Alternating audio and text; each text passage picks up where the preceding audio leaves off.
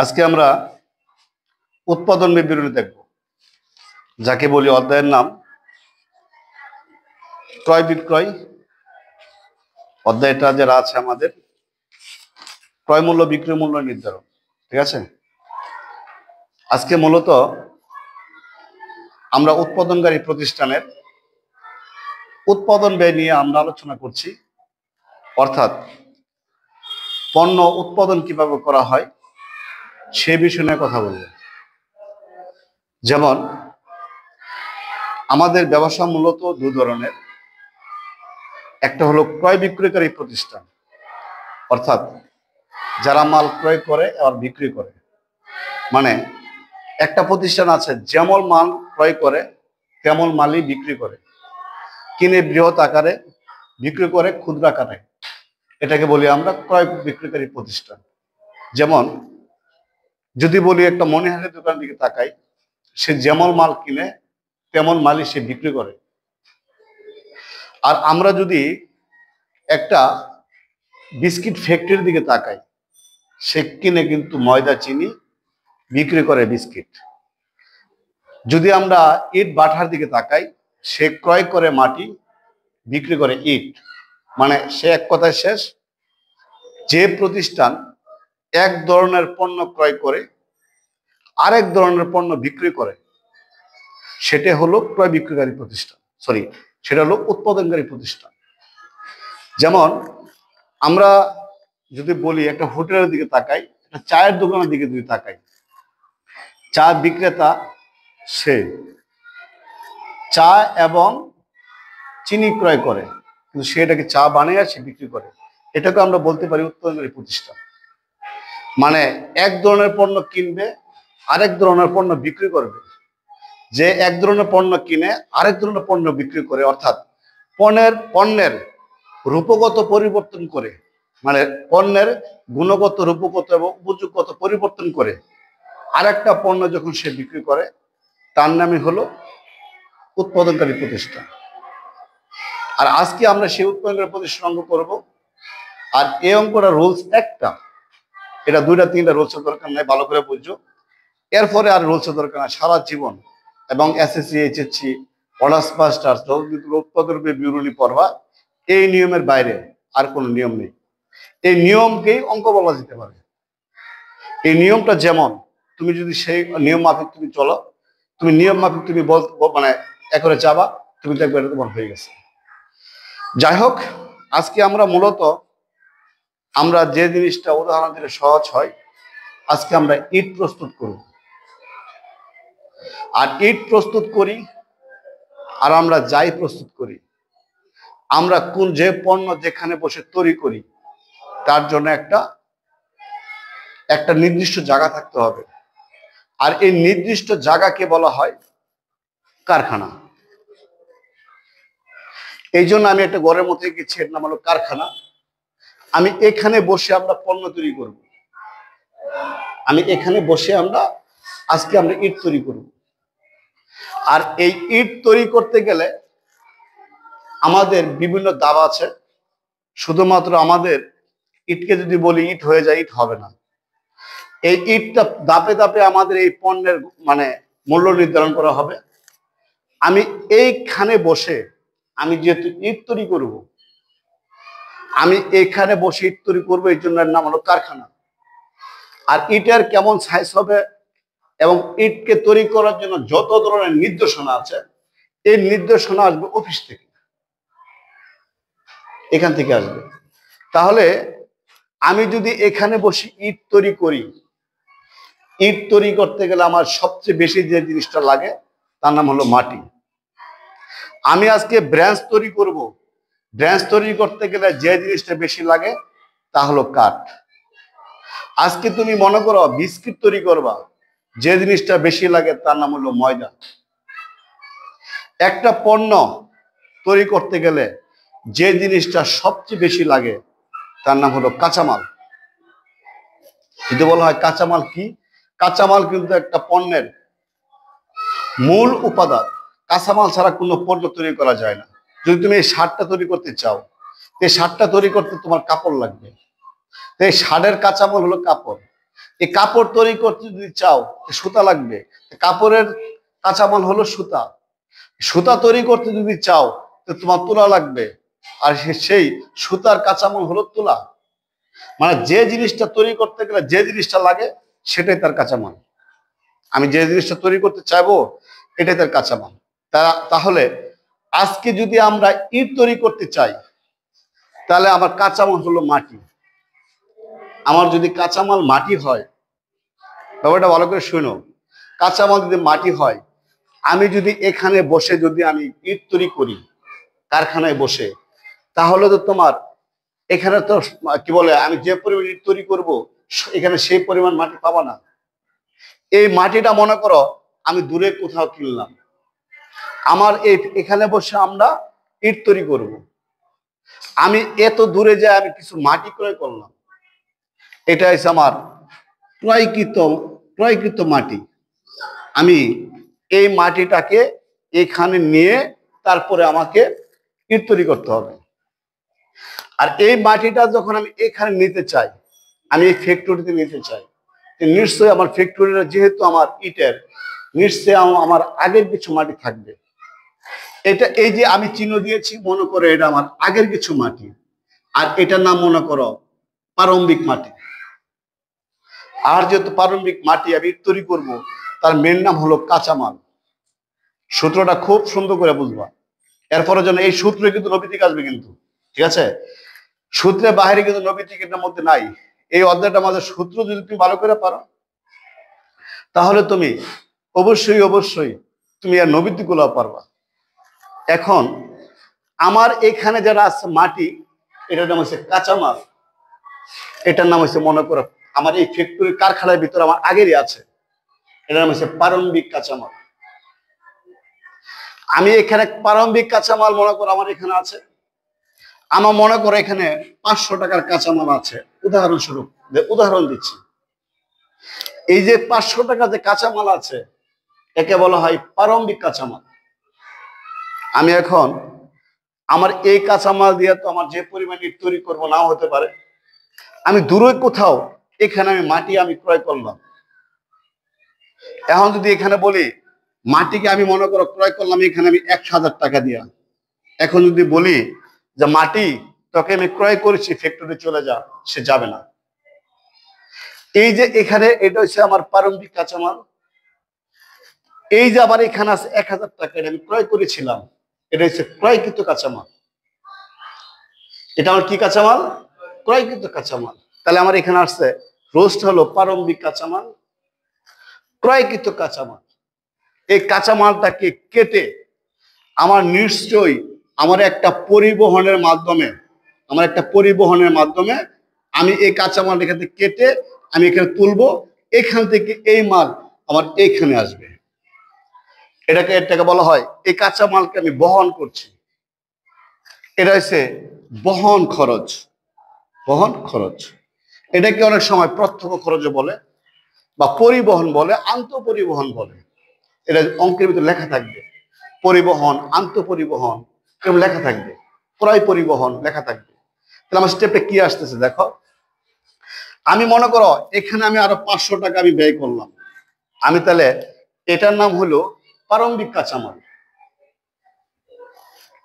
এটার নাম ক্রয়কৃত কাঁচামাল, আর এটা হচ্ছে কাঁচামালের বহন খরচ। আমি যখন এখান থেকে কেটে এখানে বলবো মাটিগুলো, আমার মাটিগুলো মনে করে এখানে চলে আসলো। তাহলে আমার এটার ভিতরে আমার এটা আছে, এই তিনটা আমি একসাথে নিয়ে নিলাম। একসাথে নিয়ে নেই, আমি যদি একসাথে আমি তিনটা মাল যদি আমি এখানে মাটিগুলো আমি নিয়ে নেই, কথা বুঝছো কিন্তু? তাহলে এই যে এখানে আমি নিয়ে আসছি, এই তিনটা যখন যোগ করব, কথা কিন্তু বুঝছো? প্রথমে আছে আমাদের প্রারম্ভিক কাঁচামাল, ক্রয়কৃত কাঁচামাল, কাঁচামালের বহন খরচ। এই তিনটা একসাথে যোগ করলাম, যোগ করার পর আমি ইট বানানোর পর আমার মনে করে এখানে কিছু কাঁচামাল আমার রয়ে গেল। আমরা দেখছো না মায়েরা রুটি বানাইলে রুটি বানানোর শেষে একটু কাই থাকে, একটু থেকে যায়, বা এটাকে আবার ছোট একটা রুটি বানায় বাচ্চাদেরকে বলে এটা তোমার জন্য বানাইছি, কিন্তু আসলে তা না। এটা সেটা বেশি হয়েছে বিদায় তাকে একটা বুঝ দিল, বাচ্চা খুশি, মায়ের কি বলে সে আটাটা ব্যবহার হয়ে গেল। তাই আমার এটা এখানে যা থাকবে এটা হলো সমাপনী কাঁচামাল। কি কাঁচামাল? সমাপনী। তাহলে আমাদের এখানে কি কি আসছে? প্রারম্ভিক কাঁচামাল, ক্রয়কৃত কাঁচামাল, কাঁচামালের বহন খরচ। এই তিনটা আমি যোগ করার পর আমরা যেটুকু আমার থাকলো, এই তিনটা যোগ করলাম, মনে করো আমার তিনটা যোগ করছে আমার 2000 টাকা হইলো। 2000 টাকা হওয়ার পর আমার মনে করে এখানে আরো আমার 300 টাকা কাঁচামাল রয়ে গেল, আমি বাদ দিলাম 300 টাকা, তা আমার রইলো 1700 টাকা। এই 1700 টাকা হইলো আমার, এই 1700 টাকা হইলো আমার ব্যবহৃত কাঁচামাল। তাহলে এখানে একটা সূত্র চলে আসছে। কি সূত্র চলে আসছে? 1 নাম্বার প্রারম্ভিক কাঁচামাল। আমি আবারও বলছি, প্রারম্ভিক কাঁচামাল বাবু একবার, ক্রয়কৃত কাঁচামাল, কাঁচামালের বহন খরচ, তিনটা যোগ করে যে কাঁচামালটা থাকবে আমাদের অঙ্কের ভিতরে লেখা থাকবে, সমাপনী যে কাঁচামালটা লেখা থাকবে বাদ দিব। বাদ দেওয়ার পর যা পাবো তার নাম হচ্ছে ব্যবহৃত কাঁচামাল। মানে আমি এই 1700 টাকার আমি কাঁচামাল ব্যবহার করছি মূলত ইট প্রস্তুত করার জন্য, এই 1700 টাকা। কিন্তু আবার এখন ইট প্রস্তুত হয়নি, শুধুমাত্র আমরা মাটিকে প্রসেসিং করলাম যে আমার এই মাটিগুলো আমার লাগবে। তারপর কি করব? মাটিকে পালকিং করব, মানে এখানে প্যাকের মতো বানাবো। বানানোর পর নিশ্চয়ই যে মাটি যে তৈরি করবে তাকে লাগবে। যে এই পণ্যটা সরাসরি যার হাত দিয়ে তৈরি হবে তাকে বলি আমরা প্রত্যক্ষ শ্রম, তাকে বলি আমরা প্রত্যক্ষ খরচ। আবার যারা এই অফিসে বসে বসে নির্দেশনা দিচ্ছে যে আমার ইটার সাইজটা এতটুকু বড় হবে, কালার এমন হবে, এটা রং এমন হবে, এটা কোথায় বিক্রি করা হবে, কিভাবে বিক্রি করা হবে, শ্রমিক কিভাবে চালাবে, সকল নির্দেশনা যেটা আসবে সেটা হচ্ছে পরোক্ষ শ্রম, বা সেকে বলি আমরা পরোক্ষ খরচ। তার মানে আমার এটাও পরোক্ষ খরচ, এটাও পরোক্ষ খরচ। আমি যদি এই কারখানা থেকে যদি একবার বেরোতে পারি আমাদের অঙ্ক প্রায় শেষ হয়ে যাবে। এই কারখানাটাই মেন উৎপাদন বিবরণীর। এই কারখানাটা তুমি যখন পারবা তখন তুমি সবই পারবা। তাহলে আমি এখানে কারখানাটা কি শিখলাম? 1 নম্বর শিখছি প্রারম্ভিক কাঁচামাল, বারবার কিন্তু কথাগুলো বলছি। 1 নম্বর শিখছি প্রারম্ভিক কাঁচামাল, ক্রয়কৃত কাঁচামাল, কাঁচামালের বহন খরচ। তিনটা একসাথে যোগ করে বাদ দিলাম সমাপনী কাঁচামাল, পাবো আমি ব্যবহৃত কাঁচামাল। এটা আমি আবার না হয় ছকাকারে তোমাদেরকে দেখাবো যে এটা এটা এটা কিভাবে লেখা লাগে। আমরা যখন একটা অঙ্ক করবো, এই অঙ্কের মধ্যে আমরা একটা অঙ্ক করলে সব অঙ্ক পারা যাবে। এটা এটা আমরা অলরেডি আমরা কি বলে প্রমাণিত যে এটা আমাদের বেশি একটু কষ্ট হবে না ইনশাল্লাহ। ঠিক আছে? এখন আমি যে এই পর্যন্ত গেলাম, প্রারম্ভিক কাঁচামাল, বারবার কথাটা বলতেছি আমি, ক্রয়কৃত কাঁচামাল, কাঁচামালের বহন খরচ, আমরা তিনটা যোগ করে আমরা বাদ দিব সমাপনী কাঁচামাল, পাবো আমি ব্যবহৃত কাঁচামাল। আমার কিন্তু এখনো ইট তৈরি হয় নাই। এই ব্যবহৃত কাঁচামালের সাথে প্রত্যক্ষ যে ব্যক্তি থাকবে, অর্থাৎ প্রত্যক্ষ যে শ্রমটা থাকবে, মানে যার মাধ্যমে আমরা ইটটা তৈরি করব, একজন পালকিং করতে হবে, ইটটা সাইজ করতে হবে, ইত্যাদি ইত্যাদি, যে ইটটাকে তৈরি করবে তাকে বলা হয় প্রত্যক্ষ শ্রম। কি বলে? প্রত্যক্ষ শ্রম। তাহলে এক্ষেত্রে আমার এই ব্যবহৃত কাঁচামালের সাথে প্রত্যক্ষ থাকলে প্রত্যক্ষ খরচ, প্রত্যক্ষ শ্রম, প্রত্যক্ষ মজুরি যদি থাকে আমি তাকে যোগ করব। আমার মনে করো এখানে প্রত্যক্ষ শ্রম আছে, মনে করো আরো আছে, মনে করো 500 টাকা, আমি যোগ করলাম 500 টাকা, পাইলাম আমি মনে করো 2300 টাকা পাইলাম। এই 2300 টাকা হলো আমাদের মুখ্য ব্যয়। অলরেডি কিন্তু আমাদের ইট তৈরি হয়ে গেছে, আমি 2300 টাকা ব্যয় করে আমি ইট তৈরি করে ফেললাম। এখন এই যে আমি তাহলে সূত্রটা কি শিখলাম? 1 নাম্বার প্রারম্ভিক কাঁচামাল, ক্রয়কৃত কাঁচামাল, কাঁচামালের বহন খরচ, তিনটা যোগ করে সমাপনী কাঁচামাল বাদ দিলাম, বাদ সমাপনী কাঁচামাল, যা পাবো তার নাম ব্যবহৃত কাঁচামাল। ব্যবহৃত কাঁচামাল যোগ প্রত্যক্ষ খরচ, পাবো আমরা মুখ্য ব্যয়। কি ব্যয়? মুখ্য ব্যয়। এই যে মুখ্য ব্যয়টা পাইলাম, এই মুখ্য ব্যয় পাইলাম, আমি যে এই কারখানার ভিতরে যে বসে বসে আমি যে এটা বানাইলাম, নিশ্চয়ই এই কারখানার ভিতরে আমার অনেক খরচ হতে পারে। একটা আমার কারখানার ভিতরে আমার ফ্যান থাকতে পারে, আমার লাইট থাকতে পারে, আমি যে মেশিন দিয়া আমি এটা তৈরি করেছি তার অপচয় হতে পারে, তার অপচয় হবে। আমার এক কথা শেষ, স্পষ্ট করে লেখা থাকবে কারখানা। আর এই কারখানা যে কথা লেখা থাকলো, এই কারখানার ভিতরে, এই কারখানাটার ভিতরে অন্য অন্য যত লেখা থাকবে, অন্য অন্য যত খরচগুলো থাকবে, সব হলো এর উপরে ব্যয়। তার মানে কারখানার উপরই ব্যয়। আমার অফিসের ভিতরে যে খরচটা হবে, এটা হচ্ছে অফিস উপরই ব্যয়। আমার এর ভিতরে যে আমাদের অফিস কর্মচারীর বেতন বলি, অফিস কর্মচারী মানে অফিস ভাড়া বলি, বিদ্যুৎ বিল বলি, আসবাবপত্র অবশ্যই বলি, আসবাবপত্র কিন্তু অফিসে থাকে, এটা কিন্তু কারখানায় থাকে না। যে কারখানায় আছে এমন না, আসবাবপত্র থাকে অফিসে। যেহেতু অফিসে আসবাবপত্র থাকে, তাহলে অবশ্যই যদি লেখা থাকে আসবাবপত্র অপচয়, তার মানে এটা অফিস হয়েছে, কারখানায় হয়নি। আর যদি লেখা যন্ত্রপাতির অপচয়, তাহলে নিশ্চয়ই এটা আমার কারখানায় হয়েছে, এটা অফিসে হয় না। ঠিক আছে? এই অফিসের মধ্যে যে ব্যয়টা হবে তাকে বলি আমরা অফিস উপরি ব্যয়। এইখানে বিক্রয় কেন্দ্রের মধ্যে যারা ব্যয়টা হবে তাকে বলি আমরা বিক্রয় উপরি ব্যয়। কথাটা মাথায় রাখতে হবে, এর নাম হলো বিক্রয় উপরি ব্যয় বলে আমরা আখ্যায়িত করি। তার মানে এই যে পাইছি 2300টা মুখ্য ব্যয়, মুখ্য ব্যয় হওয়ার পরে এই কারখানার ভিতরে আমার কিছু খরচ থাকবে, যেমন কারখানার ভাড়া, কারখানার বিদ্যুৎ বিল, যন্ত্রপাতির অপচয়, কারখানা উল্লেখ করে কোনো খরচ, কারখানার বিদ্যুৎ বিল, এবার কারখানা স্পষ্ট করে লেখা থাকবে, এটাকে সবটিকে বলা হয় কারখানার উপরি ব্যয়। তাহলে আমরা এই মুখ্য ব্যয়ের সাথে কারখানার উপরি ব্যয় যোগ করব। মুখ্য ব্যয়ের সাথে কারখানার উপরি ব্যয় যোগ করলে আমরা যা পাবো তার নাম হলো কারখানার ব্যয়। আমরা মনে করো এর ভিতরে বিদ্যুৎ বিল আছে, বিভিন্ন খরচ আছে, মনে করো আমার এখানে আরো 1000 টাকা খরচ আছে, আমার এখানে আসলো মোট 2300 টাকা। এই 2300 টাকা 1000 টাকা হলো কারখানার উপরি ব্যয়। তাই আমি শিখলাম প্রারম্ভিক কাঁচামাল, ক্রয়কৃত কাঁচামাল, কাঁচামালের বহন খরচ, তিনটা যোগ করে সমাপনী কাঁচামাল বাদ দিলাম, পাইলাম আমরা কি কি পাইছি আমরা? এটা কি পেয়েছি? এটা পাইছি আমরা কি? ব্যবহৃত কাঁচামাল। ব্যবহৃত কাঁচামাল যোগ প্রত্যক্ষ খরচ পাইছি আমরা মুখ্য ব্যয়। মুখ্য ব্যয় যোগ কারখানার উপরি ব্যয় পাইছি আমরা কারখানার ব্যয়। আমরা যে 33,000 যে 3,300 টাকা পাইলাম, এটা হচ্ছে আমাদের কারখানার ব্যয়। কারখানার ব্যয়। তা আমরা কিভাবে শিখলাম? এটা জাস্ট এবার দেখতে হবে, এটা এখানে নির্দিষ্ট করে লেখা হচ্ছে না, আন্দাজ করতে হবে সেটা কার পরে কার কথা বলবো। 1 নম্বর প্রারম্ভিক কাঁচামাল, ক্রয়কৃত কাঁচামাল, কাঁচামালের বহন খরচ, তিনটা যোগ করে বাদ দেব সমাপনী কাঁচামাল, পাবো আমি ব্যবহৃত কাঁচামাল। ব্যবহৃত কাঁচামাল যোগ প্রত্যক্ষ খরচ পাবো আমি মুখ্য ব্যয়।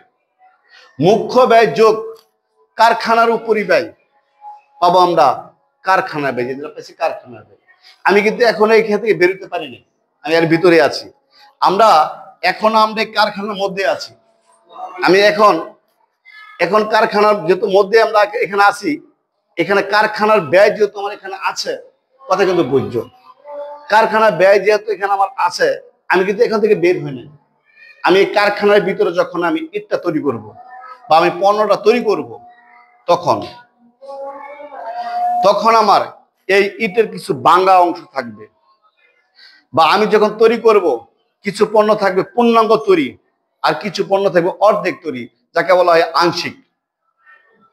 যখন আংশিক থাকবে মানে কিছু পণ্য থাকবে সম্পূর্ণ প্রস্তুত, আর কিছু পণ্য থাকবে অর্ধেক প্রস্তুত, আর এর মাঝখানে যদি ভাঙা অংশ থাকে সেটা আমরা বাদ দিয়ে দিব। আমাদের এখানে পরবর্তী ধাপটা আমরা এমন ভাবে নিব যে কারখানার ব্যয়, কারখানার ব্যয়ের সাথে অঙ্কের ভিতরে দেখবা যদি চলতি কার্য থাকে, চলতি পণ্য থাকে, অর্ধেক প্রস্তুত থাকে, তাহলে এটা থাকবে দুই ধরনের, একটা প্রারম্ভিক, একটা সমাপনী। একটা থাকবে প্রারম্ভিক, একটা সমাপনী। আবার যদি থাকে তৈরি পণ্য, এটা থাকবে দুই ধরনের, একটা প্রারম্ভিক, একটা সমাপনী। আগেরটা হলো অর্ধ প্রস্তুত বা চলতি, পরেরটা হলো তৈরি। এই চলতি কার্য থাকবে দুই ধরনের, প্রারম্ভিক সমাপনী। আবার তৈরি পণ্য থাকবে দুই ধরনের, প্রারম্ভিক সমাপনী। যখন থাকবে সর্বদাই মনে রাখবে, এই অঙ্কের ক্ষেত্রে অবশ্যই মনে রাখবা সকল প্রারম্ভিক যোগ সকল সমাপনী বিয়োগ। তার মানে এখানে আমাদের প্রথমে বলছি চলতি, অর্ধ প্রস্তুত বা তৈরি পণ্য, মানে অর্ধেক তৈরি পণ্য, কথা বুঝতে পারছো, বা চলতি পণ্য, এরকম যখন লেখা থাকবে প্রারম্ভিক যোগ করবা কার সাথে?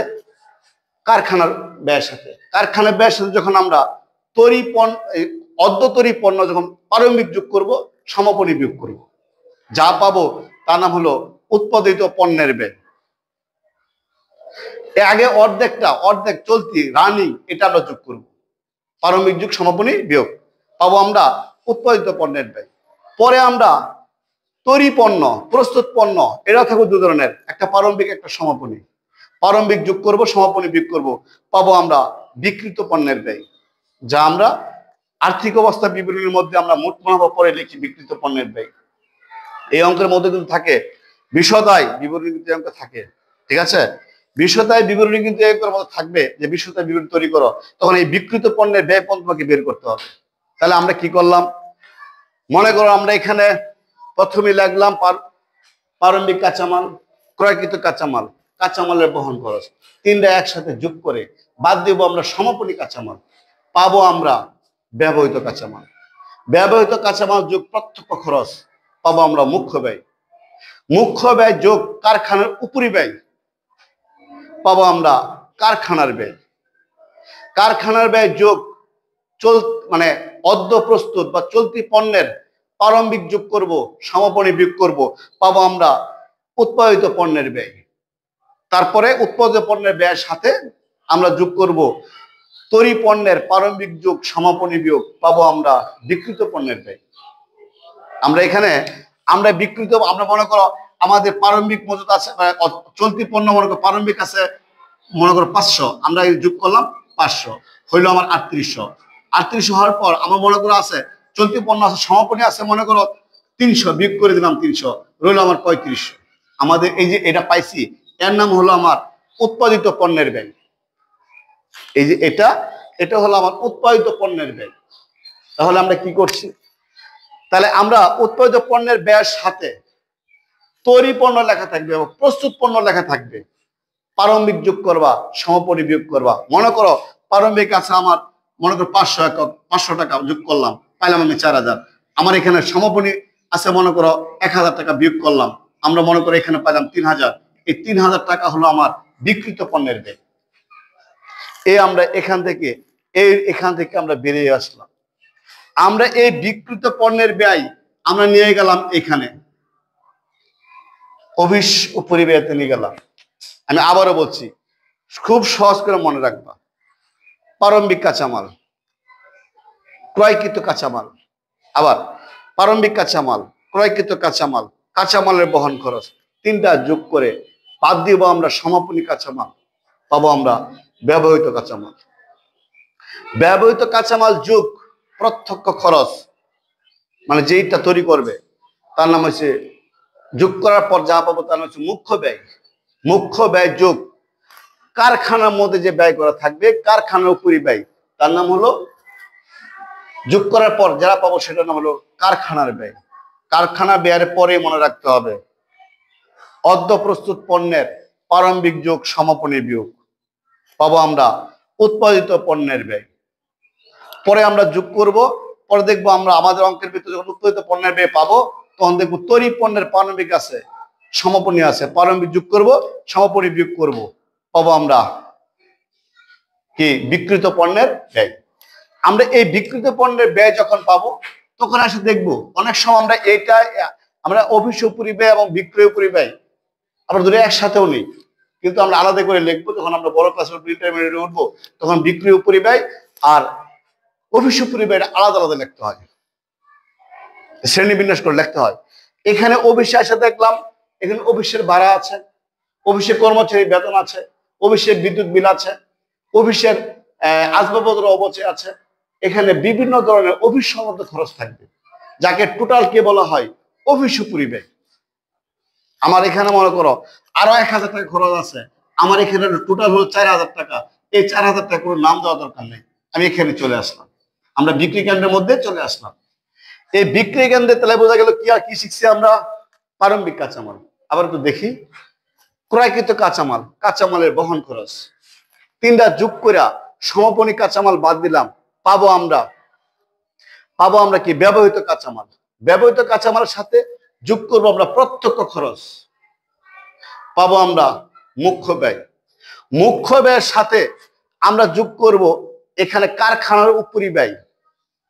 আমরা 1,000 টাকা মনে করা আছে, আমার কারখানার উপরি ব্যয় বলতে বোঝাচ্ছি কারখানা ভাড়া, বিদ্যুৎ বিল, কারখানার অবচয়, যন্ত্রপাতির অবচয়, মেশিনের অবচয়, কলকব্দের অবচয় যখন থাকবে, এই টোটালটাকে মিলে একসাথে বলা হয় কারখানার ব্যয়, কারখানার উপরি ব্যয়। আর কারখানার উপরি ব্যয় যোগ করলে পাবো আমরা কারখানার ব্যয়। কারখানার ব্যয় যোগ অদ্য প্রস্তুত প্রারম্ভিক যোগ সমাপনী বিয়োগ, পাবো আমরা উৎপাদিত পণ্যের ব্যয়। এই উৎপাদিত পণ্যের ব্যয়ের সাথে আমরা যোগ করব তৈরি পণ্যের প্রারম্ভিক যোগ সমাপনী বিয়োগ, পাবো আমরা বিক্রিত পণ্যের ব্যয়। বিক্রিত পণ্যের ব্যয় যখন পাবো, এর সাথে যোগ করবো বিক্রিত পণ্যের ব্যয় যোগ অফিস উপরি ব্যয়। এর কোনো নাম দরকার নাই, আমরা এখানে কেন্দ্রে চলে আসলাম। এখন এসে দেখলাম বিক্রয় কেন্দ্রের মাঝে মনে করো এখানে আমার বিক্রয় কর্মী বেতন, বিদ্যুৎ বিল ইত্যাদি অনেক কিছু আছে অফিসের মতো। আমরা এখানে পাইলাম আরো 1,000 টাকা পাইলাম, তা আমরা মোট হলো কয় হাজার, 5,000। এই 5,000 টাকা হলো আমার মোট ব্যয়। এটা আমি ছকাকার দেখাবো পরবর্তী ক্লাসে। এটা ছকাকার আমি যখন দেখাবো এটা আরো সহজ হয়ে যাবে আমাদের। আর ছকাকার দেখানোর চাইতে আমরা যদি নাম লিখে বোঝাতাম, এটা কঠিন হতো, কারণ এটা বইয়ে লেখা আছে। আমরা যদি বাস্তবিকভাবে যদি শিখি তাহলে মনে থাকবে। এখন আমি এই যে আমাদের এখানে আমাদের কি বলে বিক্রিত পণ্যের ব্যয়ের সাথে অফিস উপরি ব্যয় যোগ করলাম, হলো আমার 4,000। অফিস উপরি ব্যয়ের সাথে বিক্রয় উপরি ব্যয় যোগ করলে যে ব্যয়টা পাবো তার নাম হচ্ছে মোট ব্যয়। আমার কিন্তু অলরেডি আমার এই ইটটা তৈরি করতে যে কত টাকা খরচ হয়েছে টোটাল হলো 5,000। আর 5,000 টাকা তো নিশ্চয়ই আমি বিক্রি করব না, এর সাথে নিশ্চয়ই আমি লাভ আশা করব। একটা নির্দিষ্ট পরিমাণ লাভ পার্সেন্টেজ সংখ্যা দেওয়া থাকবে বা বিক্রি মূল্য দেওয়া থাকবে, বের করতে হবে। এর সাথে আমরা যোগ করব লাভ বা মুনাফা। আমি এখানে মনে করো আমি এখানে 4,000 টাকা রাখলাম মুনাফা। যারা উৎপাদনের প্রতিষ্ঠান হয় আমার হলো 9,000 টাকা, এটা নাম হলো বিক্রয় মূল্য। যারা উৎপাদনের প্রতিষ্ঠান তারা একটু লাভটা বেশি করে, কারণ সে বাজারের চাহিদা অনুযায়ী সে এটা মূল্য নির্ধারণ করতে পারে। আর যারা ক্রয় বিক্রয়কারী প্রতিষ্ঠান তারা একটা সীমিত লাভটা সে করতে পারে, কারণ একটা মূল্য লেখা থাকে। তো এখানে আমি যে কথা বলছি সেটা হলো যে আমার এই যে আমি লাস্টে আমি পাইলাম 9,000 টাকা, এই পণ্যটা আমি বিক্রি করে দেব, এটা বিক্রি মূল্য, এই পর্যন্ত তার রুলস। এই রুলসের বাইরে আর কোন রুলস উৎপাদনকারী প্রতিষ্ঠানের উৎপাদন ব্যয় বিবরণীর মধ্যে নেই।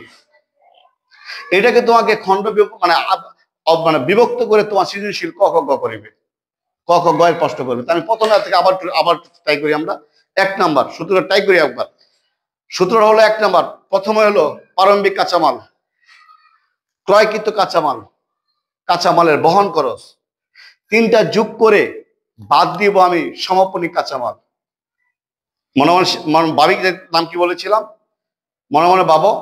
সমাপনী কাঁচামাল বাদ দিলে পাবো আমরা ব্যবহৃত কাঁচামাল। ব্যবহৃত কাঁচামালের সাথে প্রত্যক্ষ খরচ যোগ করব, পাবো আমরা মুখ্য ব্যয়। মুখ্য ব্যয় যোগ কারখানার উপরি ব্যয় যোগ করব, পাবো আমরা কারখানার ব্যয়। কারখানার ব্যয় যোগ অদ্য প্রস্তুত প্রারম্ভিক যোগ করব, সমাপনী বিয়োগ করব, পাবো আমরা উৎপাদিত পণ্যের ব্যয়। এই উৎপাদিত পণ্যের ব্যয়ের সাথে আমরা তৈরি পণ্যের প্রারম্ভিক যোগ করব, সমাপনী বিয়োগ করব, পাবো আমরা বিক্রিত পণ্যের ব্যয়। এই বিক্রিত পণ্যের ব্যয়ের সাথে আমরা যোগ করব অফিস উপরি ব্যয়, এর কোনো নাম দরকার নেই। আর যোগ করব আমরা বিক্রয় উপরি ব্যয়, যা পাবো তার নাম হলো মোট ব্যয়। এই মোট ব্যয়ের সাথে আমরা লাভ যোগ করে আমরা বিক্রয় মূল্য নির্ধারণ করব। আমরা এই বিষয়টা আমরা যদি 1-2 বার ভাবি, ইনশাল্লাহ আমাদের উৎপাদন ব্যয় বিবরণী যতদিন আমরা পড়বো মাস্টার্স পর্যন্ত আমাদের আছে, যারা আমরা এসএসসি এইচএসসি কি বলে আমরা যারা অ্যাকাউন্টিং নিয়ে লেখাপড়া করবো এসএসসির পর, যার প্রত্যেকটা অধ্যায় তোমরা পাবা। যেখানে তোমরা এই অধ্যায়টা পাবা আমার এই নিয়মটা মনে রাখবা। ইনশাল্লাহ এর বাইরে আর কোনো নিয়ম নেই, এর বাইরে কোনো নিয়ম সৃষ্টি হয় নাই। তবে আমাদের যদি বাংলা পণ্য থাকে তাহলে নিশ্চয়ই আমরা এটা কারখানা পরিবের পরে আমরা বাদ দিব। এটা আমাদের যেহেতু এসএসসি লেভেলের ক্লাস করছি, এখানে আমাদের অতটা থাকে না, বিধি কথাটা বলি নেই।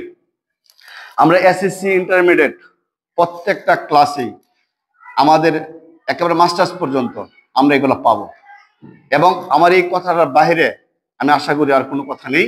এই নিয়মের ভিতরে সকল নিয়ম পাবো। তো আমরা এই বিষয়টা নিয়ে আমরা পরবর্তী ক্লাসে আমরা যখন অঙ্ক করব তখন আমরা এটা মনে রাখবো।